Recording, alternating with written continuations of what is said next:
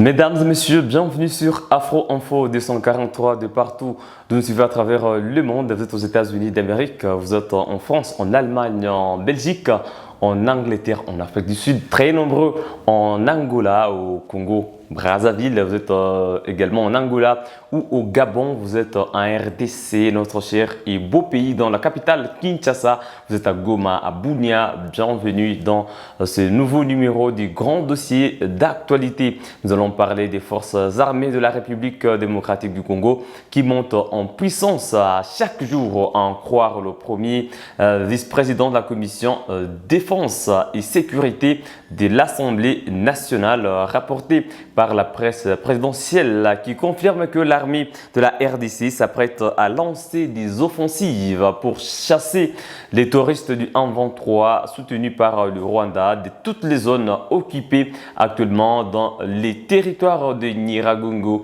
Masisi et Rutshuru dans la province du Nord Kivu. Il faut dire que ces insurgés ont refusé d'adhérer honnêtement au processus de paix en cours et les forces armées de la RDC ne vont pas rester pour observer, même si l'armée se comporte en une armée professionnelle qui respecte les accords, qui respecte le cessez-le-feu décrété par cette chef d'État de l'EAC ou encore selon l'accord de Nairobi, l'accord d'Addis Abeba ou la feuille de route du Luanda, comme vous le savez. C'est depuis fin mars dernier qu'il n'y a pas eu des combats entre les FARDC et les rebelles du M23 soutenus par le Rwanda. Cette fois, selon les informations rapportées par le cabinet de la présidence de la RDC, l'armée s'apprête à lancer des offensives, donc quitter cette posture inoffensive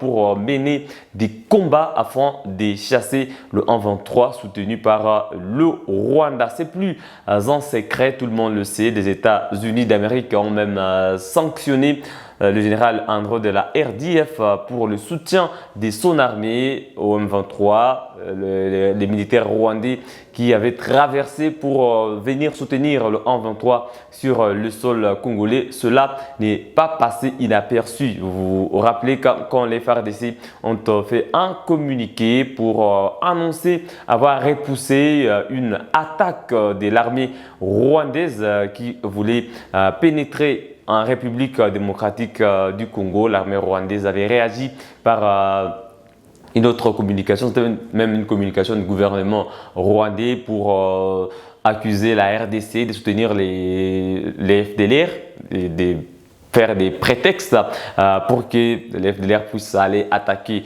le Rwanda. Mais aujourd'hui, tout est clair. Ce n'est pas seulement les services de renseignement militaire des FARDC qui le dit, ce ne sont pas seulement les experts des Nations Unies, ce sont également les États-Unis d'Amérique et bien d'autres experts. Qu'est-ce que vous pensez de cette décision du gouvernement congolais aujourd'hui de quitter la posture inoffensive pour mener des offensives contre la coalition M23 RDF? Laissez-nous votre point de vue en commentaire. Je pense que bien d'internautes qui nous suivent l'ont demandé depuis très longtemps et le porte-parole de l'armée en province du Nord Kivu avait annoncé il y a quelques mois que l'armée ne va pas rester dans cette position inoffensive. L'armée va changer des paradigmes, l'armée va changer des stratégies pour venir à bout de l'ennemi. Et comme vous le savez, mesdames et messieurs, l'armée est en train de monter en puissance chaque jour avec de nouvelles recrues,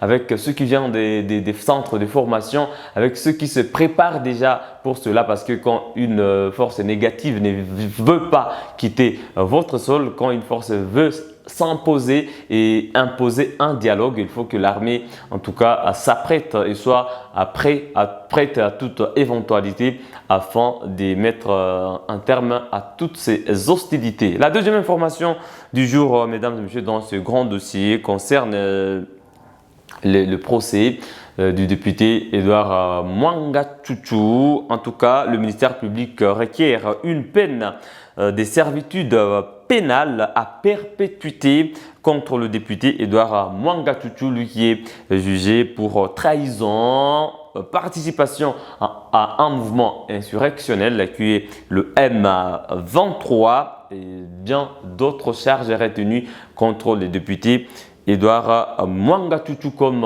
la détention illégale d'armes et des munitions des guerres. Mesdames et messieurs, Edouard Mwanga Tutu devrait donc déposer une somme en termes de dommages et intérêts de 4 milliards de dollars américains à la République démocratique du Congo. D'ailleurs, la partie civile a réclamé plus que ça, 10 milliards de dollars américains.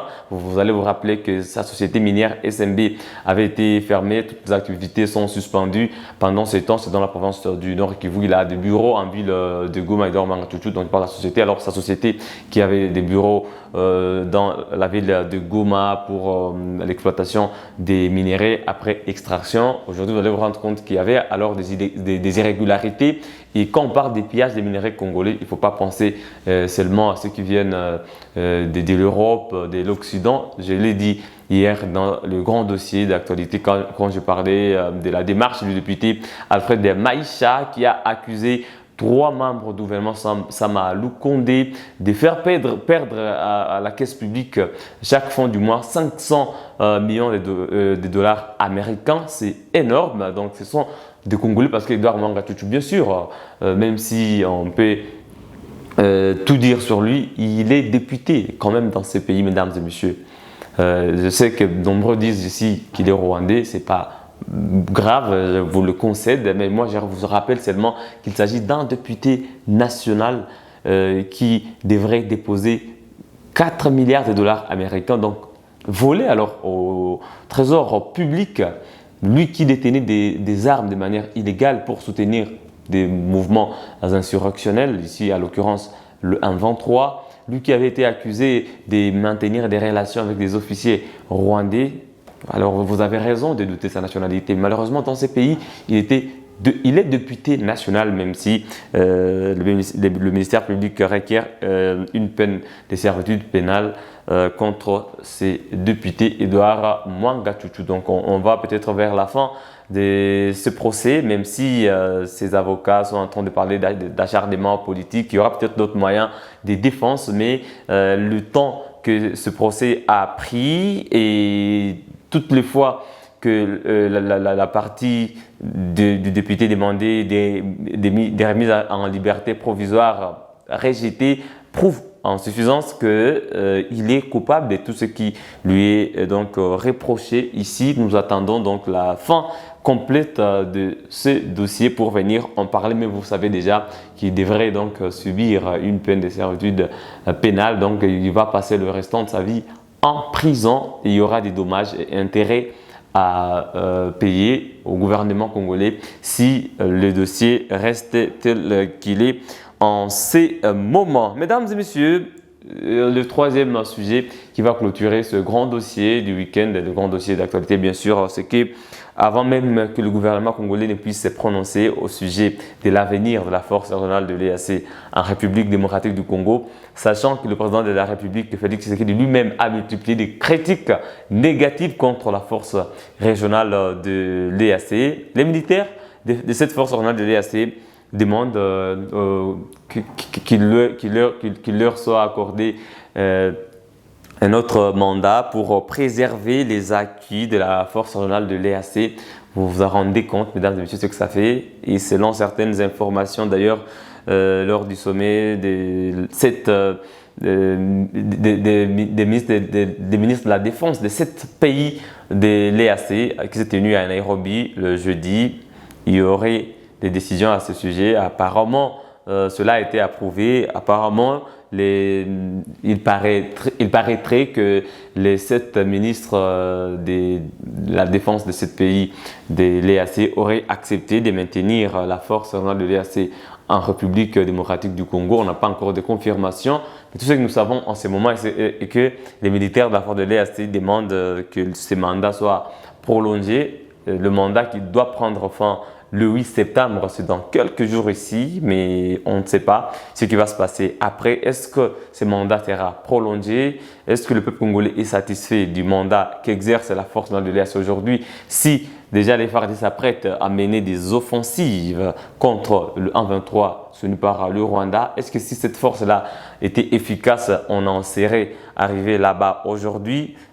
Laissez-nous également vos points de vue en commentaire, mesdames et messieurs. Cela va nous servir dans nos émissions qui vont reprendre nos émissions en direct le lundi déjà, parce que nous avons été éprouvés. Donc celui qui réalise nos émissions en direct a perdu son père biologique. C'est pourquoi nous ne parvenons pas à passer en direct comme tous les jours dans Critique Actu, mais lundi, nous reprenons et déjà vos points de vue nous seront d'une importance capitale. Mesdames et messieurs, voilà donc les 3 sujets qui étaient préparés aujourd'hui dans ce grand dossier. On a parlé des forces armées de la RDC qui montent en puissance et qui s'apprêtent à lancer des offensives contre la coalition M23 RDF. Qu'est-ce que vous en pensez en ces moments? Est-ce que c'est un moment opportun pendant que la force de la SADC s'apprête aussi à venir, pendant que le processus de paix du côté FARDC est respecté, mais ça stagne du côté du M23 qui demande toujours des dialogues directs, le M23